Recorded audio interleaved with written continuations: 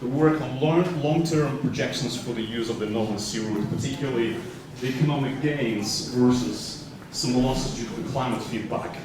And this work has been carried out jointly by us at the Pentland Center and the Chorus Netherlands, the Dutch economic consultancy company, as part of the Ice Arc project. It just finished a few months ago, the European funded project by the European Commission.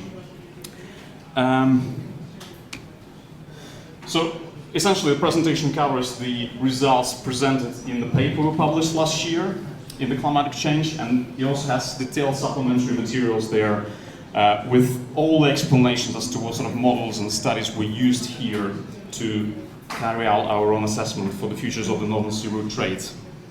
Also, a few months ago actually, I was invited to participate in the Global Arctic project, and we had obviously presentations from Lassie in the morning session. And what we did is recording the online course, the MOOC, at the Lausanne Polytech Institute. And it consists of about 20 lectures on different aspects of the Arctic in relation to global issues. And I recorded particularly the session on the futures of the Northern Sea route, the Arctic shipping. So just a quick overview. I think there's been a lot of discussion already about various aspects of the use of the Arctic shipping routes.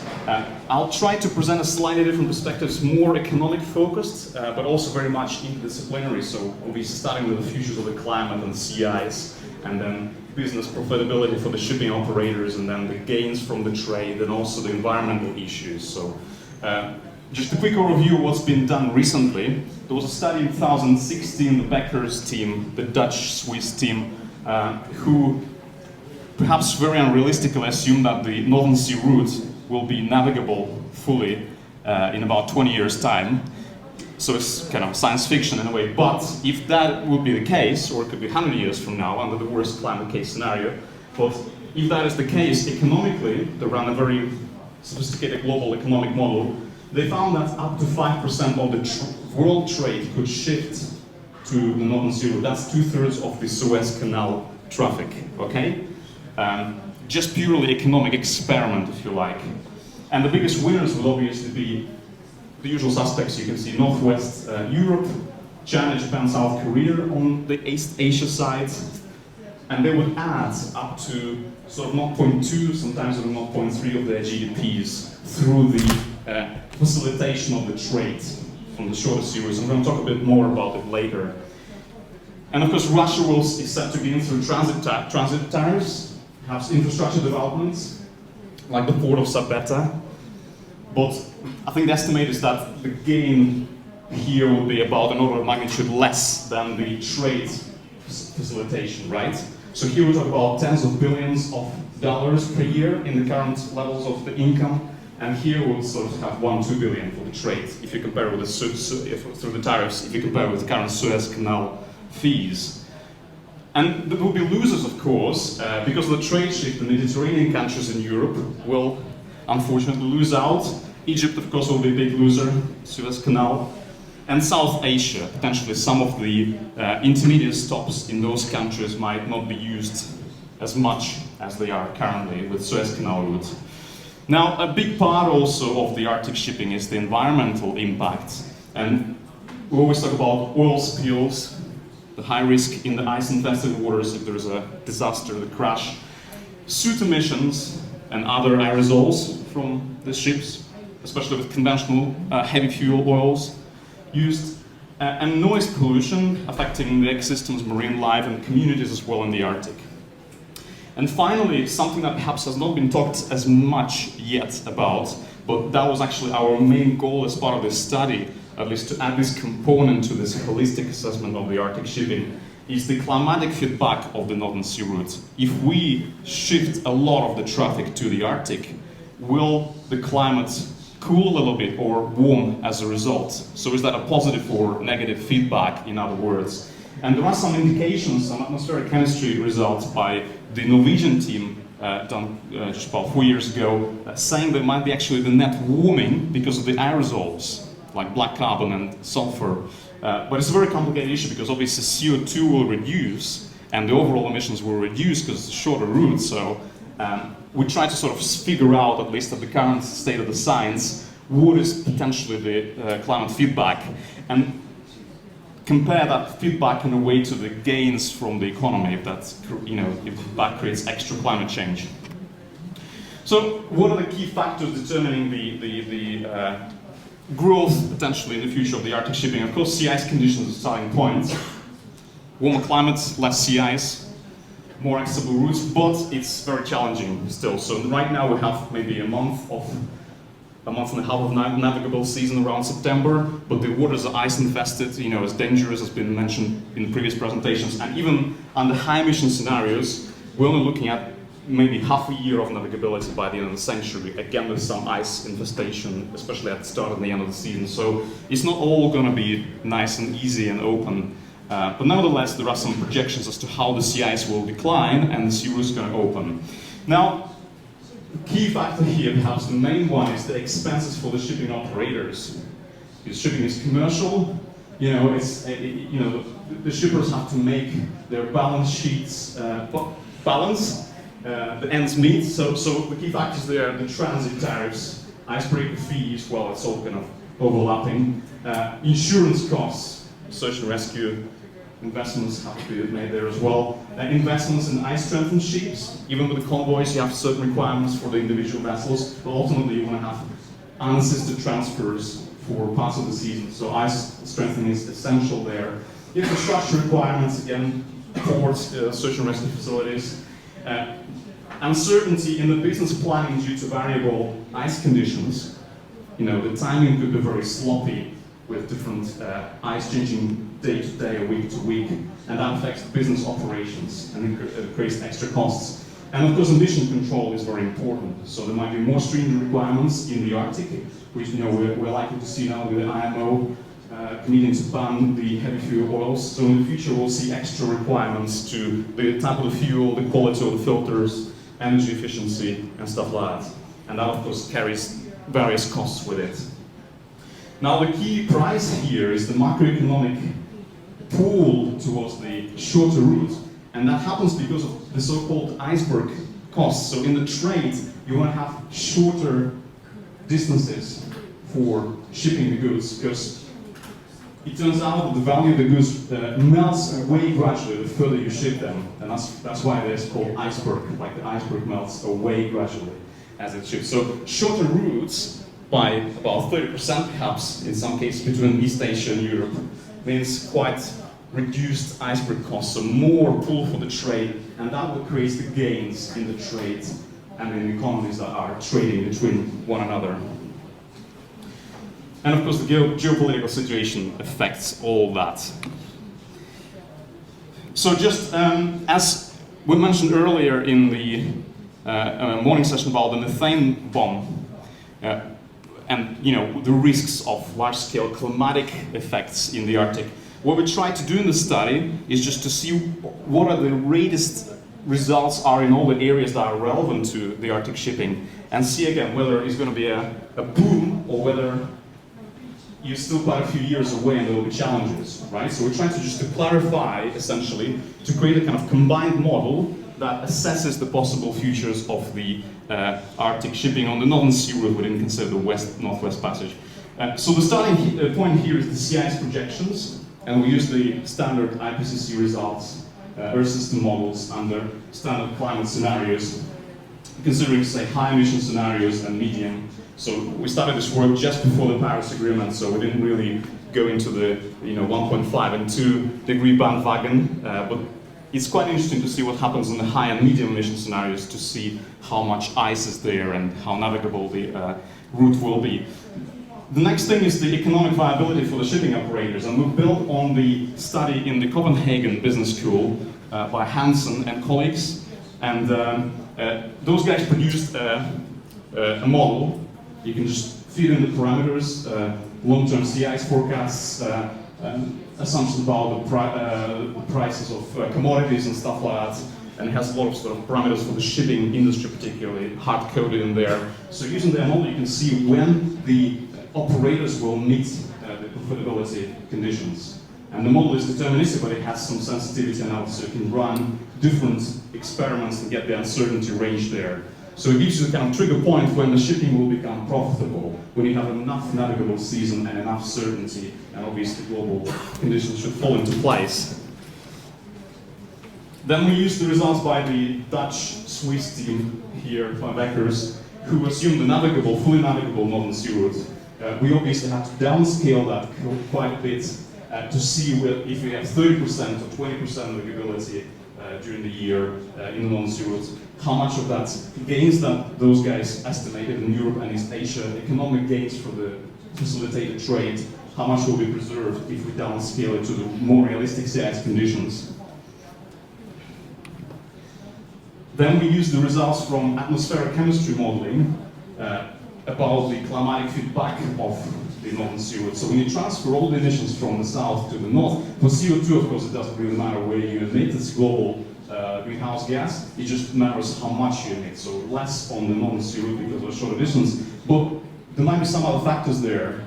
Slow steaming, probably slower speeds on the northern sea routes might reduce the emissions further, but if you have a resistance through the ice, you will have more fuel consumption, more emissions. So there are many different factors pulling in different directions. Also, there will be growth of CO2 emissions and other gases in Europe and East Asia because the economy will grow a little bit because of the trade. So that's an extra component of the climate feedback of the northern sea route. And what we try to do then is to translate the climatic feedback into the economic costs using something called an integrated assessment model. So in climate policy, it's a standard tool. When you get emissions, you fit them in this model that combines climate and economy, and it estimates how a change in the climate because of those emissions might affect the economic growth globally on the lead time of a century or so. And obviously it shows how different scenarios then compare. So you can analyze climatic feedback of something like northern sea route using the same tools, the integrated assessment model. So we use the model from the UK called PAGE, Policy Analysis of Greenhouse Effect. And in the end we just wanted to compare the climatic costs with the economic gains and look at the policy implications there. So just to show you some results here from our work, what we were concerned with, first of all, is how the traffic might start growing over the coming decades on northern sea routes under two contrasting scenarios for climate change, and hence the sea ice loss. And here we have the high emission scenario on the left, so a lot of warming, up to 5 degrees in the end of the century, and a lot of sea ice loss, and hence more navigable days in a year, maybe even more routes further north. And that's the build-up of the traffic, just the percentage of full navigability up to 100%. With different, we have two types of ships essentially, containers and bulkers or tankers, and two different sizes as well, smaller or larger, respectively, in those categories. So that's the sort of build-up of the traffic on the high emission scenarios, and then for the medium emission scenarios, so it's round about the current climate pledges, it's falling short of the 2 degree or 1.5 degree target from Paris Agreement. That's the build-up, again, across those different types of ships throughout the next 2 centuries. Very long-term horizon, because that's how the climate changes and the sea ice declines. It's not just in the next 2 or 3 decades that you need to look into. So essentially we had 2 types of cargo, as I said, and we require that containers need a bigger certainty to operate, so their window of navigability is shorter compared to the less important, in a way, bulkers. You can still delay by a few days their cargo.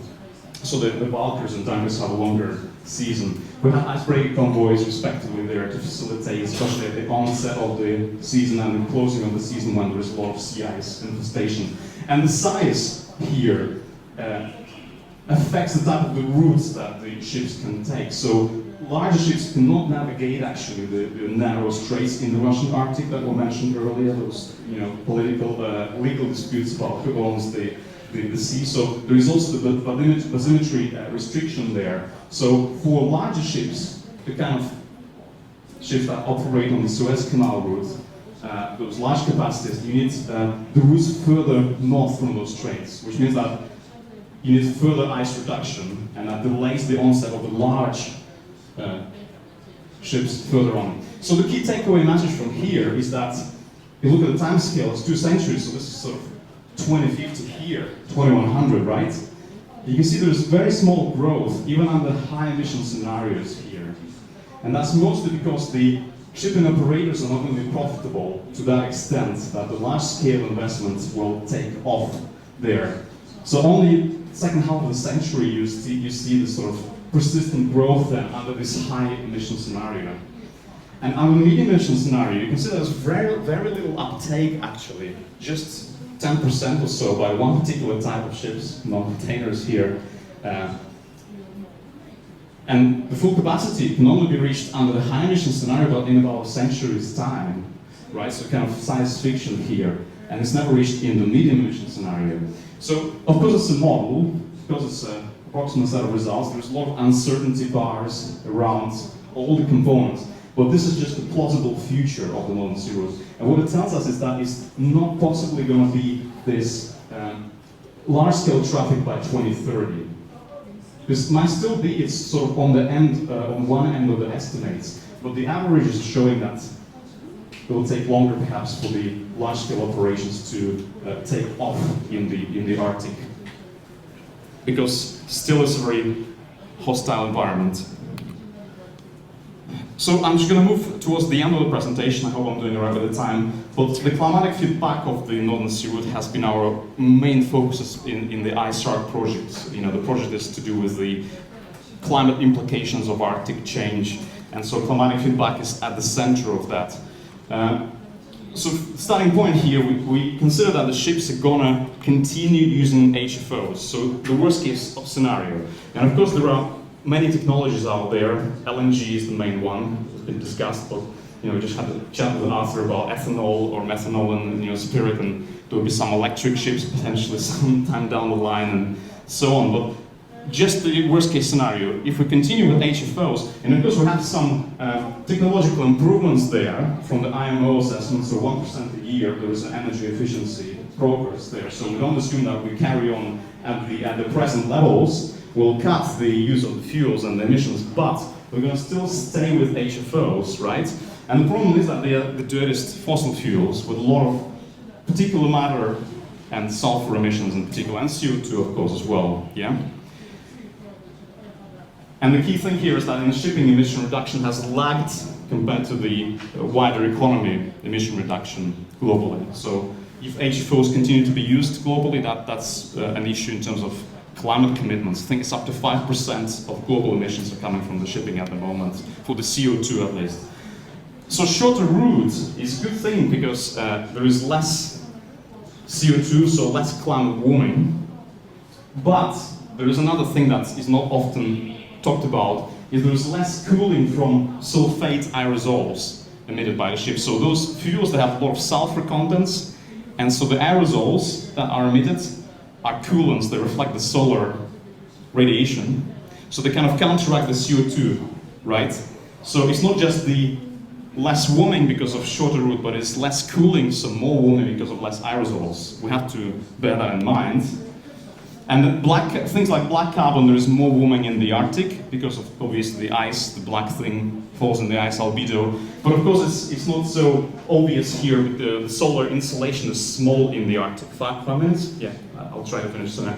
And that effect is only going to be important if the shipping is taking place earlier in the summer, like June, May, July months with higher insolation. But of course there is a net effect still. If you emit black carbon in the south, and it falls into the ocean, and if it falls on the ice in the north, there will be a net effect, which has been quantified by other studies as well. And finally, the additional economic growth because of the Northern Sea route in Europe and East Asia will increase the GDPs a little bit, and that will increase the emissions. Under certain climate scenario, of course, there is a link between the economic growth and the emissions. Different climate scenarios have different level of decarbonization, but we have that information from IPCC scenarios easily. So what we calculated in the end is in our integrated assessment model page, we have 8 world regions essentially: European Union, US. There is a region called OT, which is essentially Japan and South Korea. and then we have China, that's CA. This is Russia, essentially, Eastern Europe, and India, Africa, Latin America. That's how some of the climate policy tools operate. So pretty curves, but that sort of is the basic level of resolution that you need.